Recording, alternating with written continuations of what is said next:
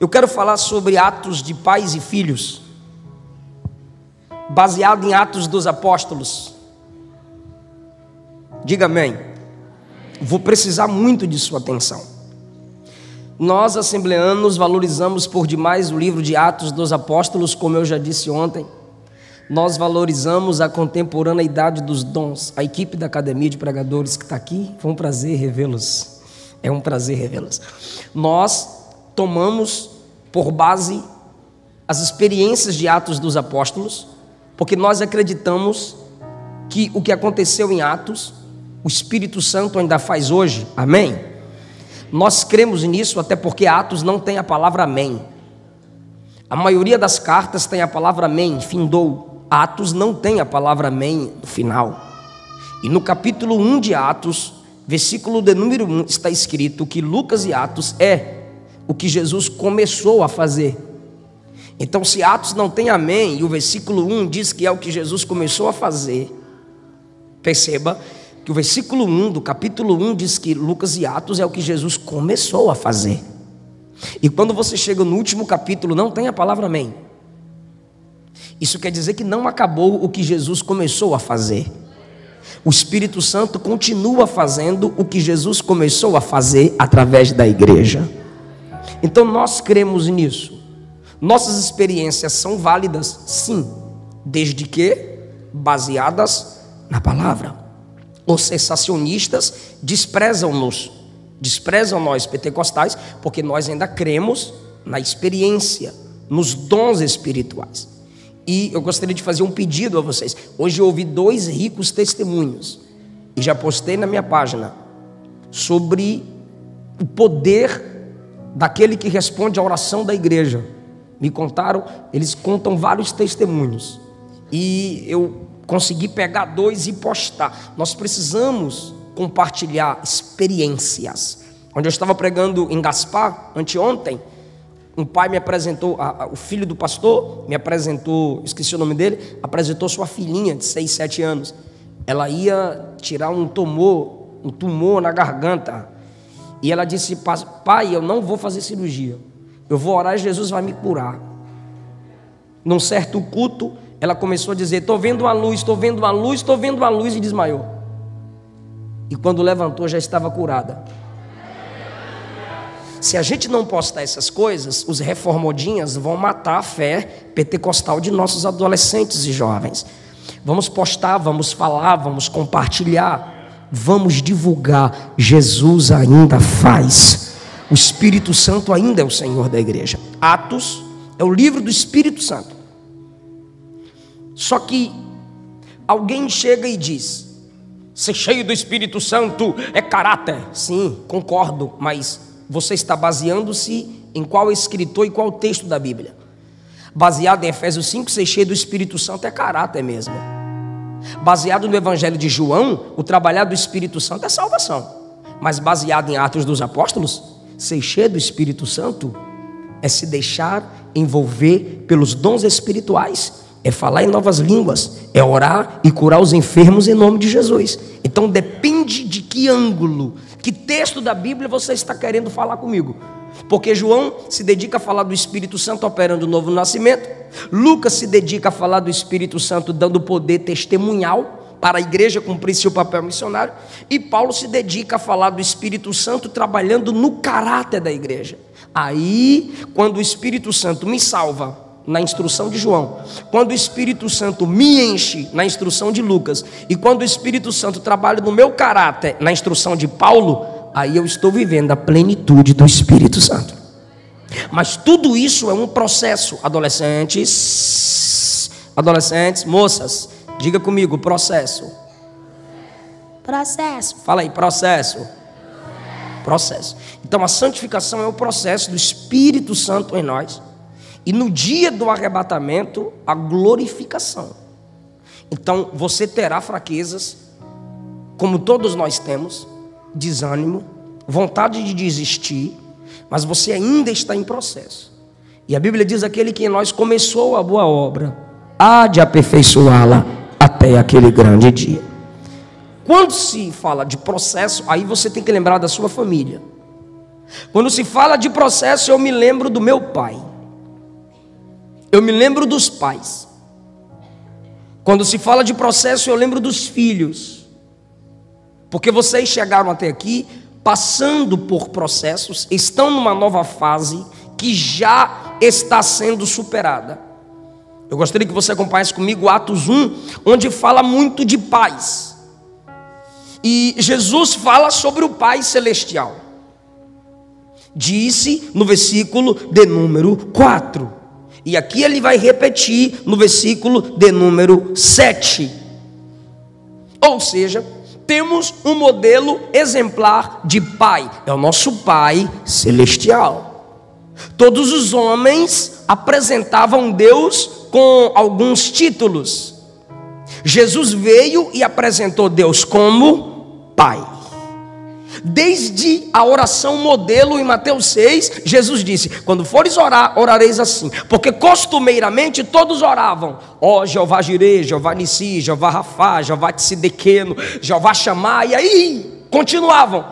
Mas quando Jesus veio, ele disse: quando fores orar, orareis assim: Pai nosso que está no céu. No Evangelho de João, Jesus faz isso com maestria.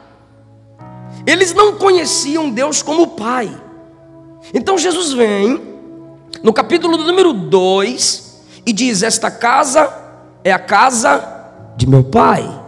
Capítulo 3 ele ensina que nascer de novo é nascer do Pai. Capítulo 4 Jesus ensinou a mulher samaritana que o Pai é Espírito e procura verdadeiros adoradores que o adorem em Espírito.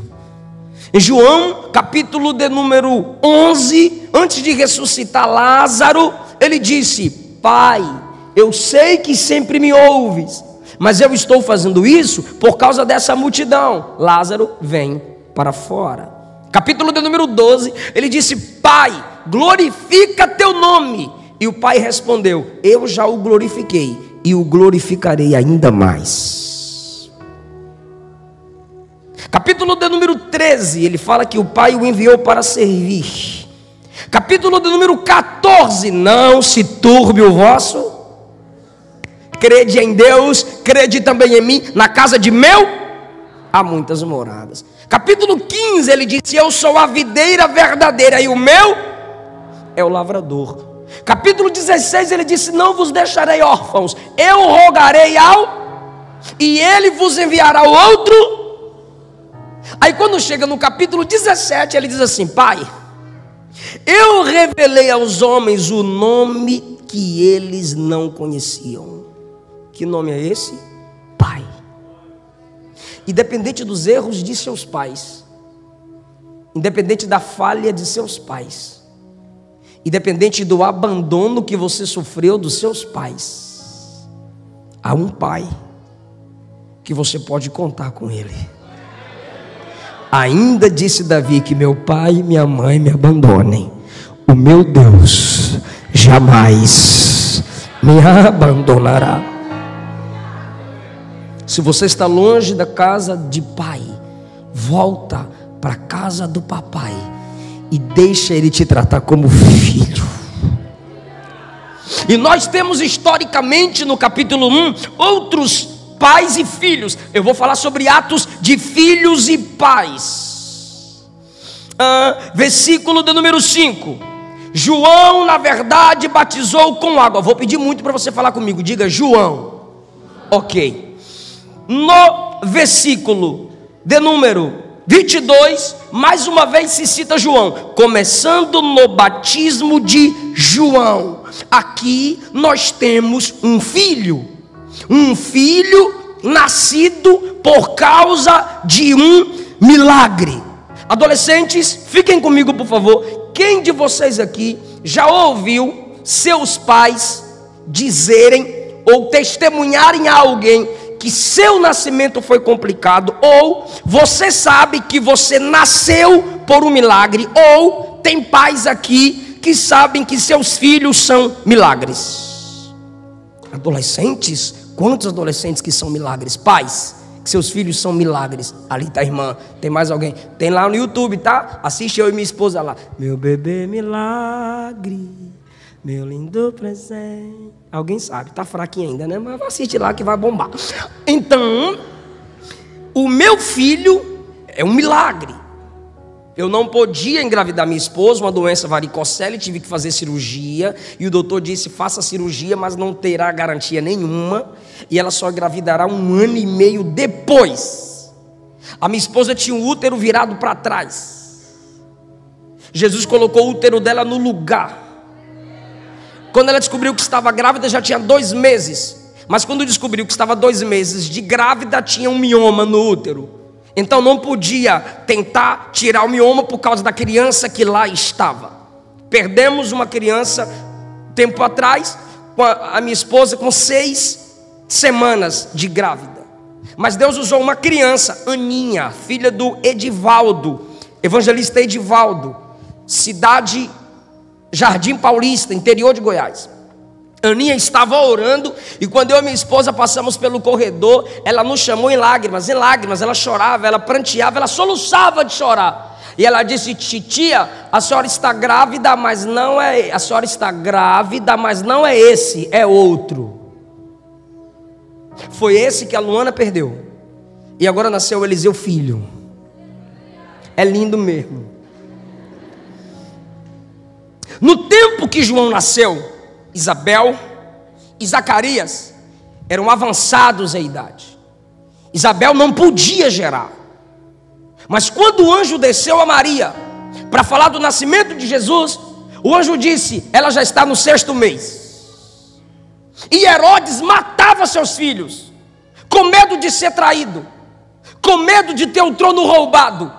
Enquanto Herodes gerava para matar, um casal temente a Deus orava e não conseguia engravidar. É aí que alguns olham para o mundo e diz, Deus, por que Herodes gera para matar? Eu quero gerar para a sua glória e não consigo. Eu quero fazer para a sua glória e não me desenvolvo. E aí chegou o tempo certo. O Senhor visitou Isabel, ela engravidou. E quando Maria veio a ela, quando Maria lhe saudou, João Batista aqui na barriga, ó, estremeceu no ventre de Isabel, porque a mãe foi cheia do Espírito Santo. Então Deus fez um milagre. E aí, quando perguntaram a ela, e o nome do menino? O velho estava mudo. Porque quando o anjo chegou a ele e disse assim, sua oração foi ouvida, tu darás a luz a sua esposa, dará a luz a um filho, vocês vão ficar grávidos. Ele disse, minha esposa é velha, eu sou velho, ficar grávido. Aí Gabriel disse, você vai ficar mudo. Então ele chegou em casa, falou nada. E aí a velha ficou buchuda. Como diz nós na Bahia, eu sou baiano. A velhinha engravidou. E a barriga está crescendo, está crescendo, está crescendo. E enquanto o menino está lá, a boca do velho não abre. Juízo. Quando o menino nasceu, perguntaram, o que virá a ser este menino? Você sabia que quando você nasceu e você foi segurado nos braços, seus pais perguntaram, o que você se tornaria? E pais cristãos, a partir dali, começam a projetar. Agora entenda isso. Perguntaram, qual é o nome do menino, Isabel? Ela diz, João. Aí disseram, não, quem fala é o pai. Mas o pai está mudo. Não, mas tem que dar um jeito, o pai tem que confirmar o nome do menino, não é a mãe que dá nome não. É o pai. Se for esse nome, o pai vai confirmar. Olha que coisa forte. Aí pegaram uma tábua.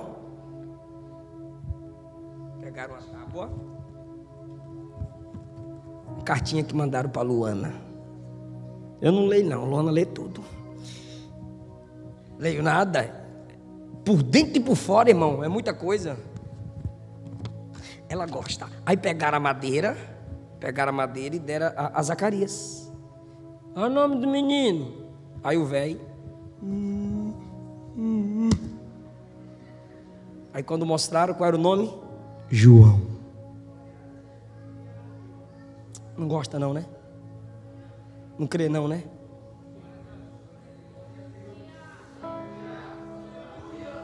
João. E aí, meu irmão, a boca do velho se abriu. E ele começou a profetizar. Um pai profeta. E o filho se tornou profeta. Eu creio que a unção que está sobre seus pais também está sobre a sua vida, em nome de Jesus. Qual pai que não se alegra com a palavra dessa? E qual filho que admira a unção de Deus na vida de seu pai e não se alegra com a mensagem dessa? Então, João, nascido por um milagre, desde a infância, teve uma experiência com o Espírito Santo desde o ventre. E quando Jesus chega no Jordão, onde ele pastoreava, eu imagino João dizendo: eu já senti essa presença que eu estou sentindo aqui. É ele. Eu vos batizo com água para o arrependimento, mas aquele que vem após mim é mais poderoso do que eu. E ele vos batizará com o Espírito Santo e com fogo. Pais e filhos. Versículo de número 13 a seguir, acompanha comigo. 12 a seguir. Então voltaram para Jerusalém do monte chamado Olival, ou Oliveira, que dista daquela cidade uma jornada de um sábado. Quando ali entraram, subiram para o cenáculo, onde se reuniam. Aí você fala comigo: Pedro, João, Tiago, André. Até aqui tá bom. Esses aqui são filhos interessantes. André e Pedro, Tiago e João, diz a Bíblia que quando eles foram chamados, deixaram a empresa dos pais no ramo da pescaria e começaram a seguir Jesus. Porque às vezes, no tempo certo, você terá que deixar os costumes de sua família para cumprir propósitos maiores de Deus para a sua vida. Então só os adolescentes, isso é pedagógico, só os adolescentes dirão comigo: Deus pode me levar além do que meus pais chegaram. Assim foi com estes. Sempre na Bíblia, o nome de Pedro vai estar ligado ao seu pai. Pedro e André, filho de Simão. Depois você vai ler Tiago e João, filhos de Zebedeu. Nome que minha esposa não deixou eu colocar no meu filho. Brincadeira. Então, eu acho de muitos significados que tem genealogia forte, pais de influência, mas filhos que se deixaram entrar na história com o nome do pai ligado ao nome deles. Isso é honra para qualquer pai. Indica proximidade, amor pela história, respeito a quem já viveu o seu futuro. E ainda diz no versículo 13, Tiago, filho de Alfeu, para não confundir o Tiago, irmão de João, e Judas, filho de Tiago, para não confundir com o Judas que traiu. Então a identificação é colocar o nome do pai. Existem filhos que quando o nome é citado, o nome dele ou o nome dela honra o pai. Mas existem filhos que infelizmente ligar o seu nome ao nome do pai envergonha o pai. E existem pais que infelizmente ligar seu nome ao nome do filho envergonha o nome do filho. Isso precisa ser pensado, isso precisa ser tratado. Mas sobre sua casa, eu disse ontem, repito hoje, e a igreja existe para quebrar ideologias. O sangue de Jesus tem poder sobre a sua família, e vai ter mudança lá pelo poder dessa palavra. Alguém acredita nisso?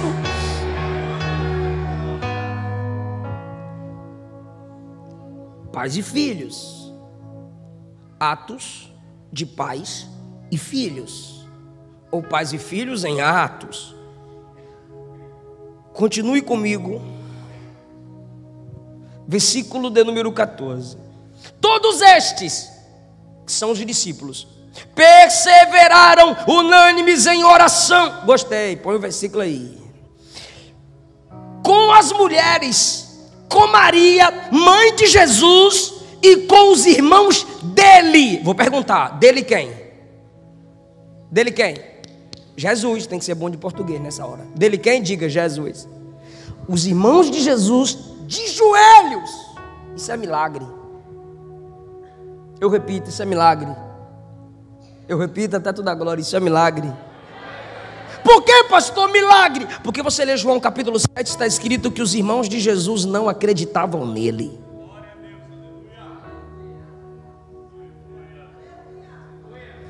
Chegaram ao ponto de chamar Jesus de louco. José, em sonhos, teve uma experiência com o anjo lhe dizendo: não temas receber Maria como sua mulher, porque o que nela está sendo gerado é pelo poder do Espírito Santo. Você vê, pelo menos registrado na Bíblia, que José quase não fala, é um pai caladão. Mas o anjo disse assim, ó: ei, menina, olha o que o anjo disse: coloque o nome dele de Jesus. Você não vê José falar na Bíblia, mas quando a Bíblia registra José falando: como eu amo seu nome, tens o nome mais lindo que eu conheço. Pegou não, gente? Qual é o nome que José fala, gente? Quem era que colocava o nome nos filhos? O pai. O menino nasce. E Maria: qual o nome, meu bem? Qual o nome, meu bem? Aí o José, que não falava, abre a boca e diz: Jesus. Aleluia! José falou o nome mais poderoso de todos os tempos. O pai José falou o nome que é sobre todo o nome. O pai José falou o nome que demônios estremecem, respeitam e tem que bater em retirada. O pai José falou o nome que, quando é invocado com fé, as enfermidades são curadas. Aí eu pergunto, filhos, eu estou perguntando aos filhos, não empolga não, pai. Eu estou perguntando aos filhos: quem dos filhos aqui já se alegraram ouvindo seus pais falando de Jesus? 4. Sangue de poder. Quantos dos filhos aqui, adolescentes, já se alegraram ouvindo seus pais falando o nome de Jesus? E quantos pais aqui já falaram de Jesus aos seus filhos? Eu. Quando o neném chegou lá no nosso quarto, lá no apartamento lá da maternidade, ele estava mexendo no celular, colocando um negócio no YouTube. Aí minha esposa: amor, você vai colocar alguma coisa para ele ouvir? Falei: é. Ela: o quê? Falei: Gênesis, na voz de Cid Moreira. Qual história, meu bem? José. Porque vai ser bonito e servo de Deus e rico.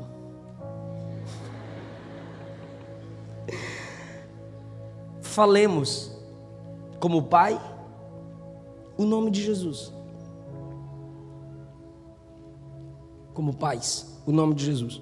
O que tem a ver esses filhos aqui? É que eu estou falando para vocês que José sempre teve a fé, a crença de que Deus em pele humana estava dentro da casa dele, brincando no quintal, trocando a fralda de Deus menino, ralando o joelho, Deus menino.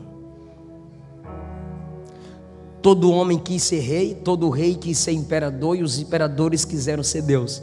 Deus se fez menino.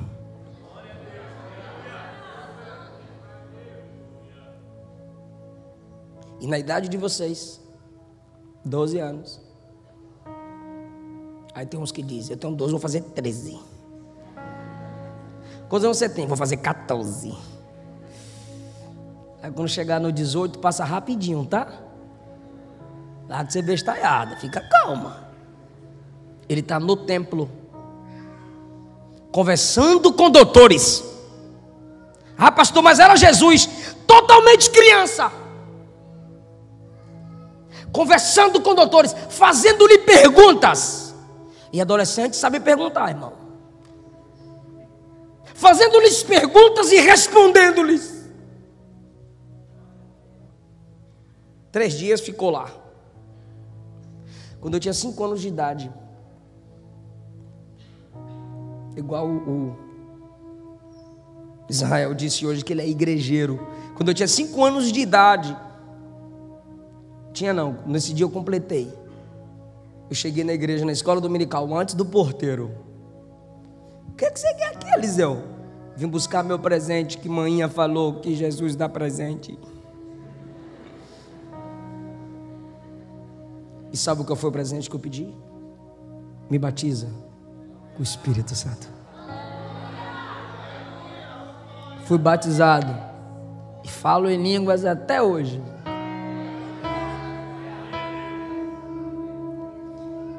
E os pais, quando acharam José como pai, disse: você quer matar eu e sua mãe do coração?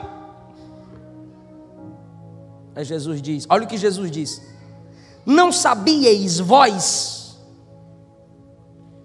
que eu tenho que cuidar dos negócios do meu pai? Esse não sabíeis vós vocês sabem que eu sou diferente.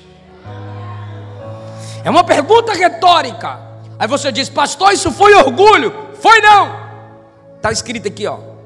Eu esqueci o versículo, aí eu tenho que ler, para não dizer que eu estou inventando. Porque tem crente que não lê Bíblia, aí pensa que a gente também não lê. Capítulo 2, 49. Por que me procuram? Por que me procuram? Não sabíeis que me é necessário estar na casa de meu pai? Aí o P maiúsculo aí, que está falando de um pai acima de José. Aí vem o versículo 50. Não compreenderam, porém, as palavras que lhes dissera. 51. E desceu com eles para Nazaré, e era-lhes submisso. Sua mãe, porém, guardava essas coisas no coração. A mãe sempre tenta apaziguar as coisas, né? E José estava... E a raiva fez José esquecer momentaneamente que aquele era um menino diferente. Eu não cheguei onde eu quero chegar. A tradição diz que José morre. Ele não é mais citado na Bíblia.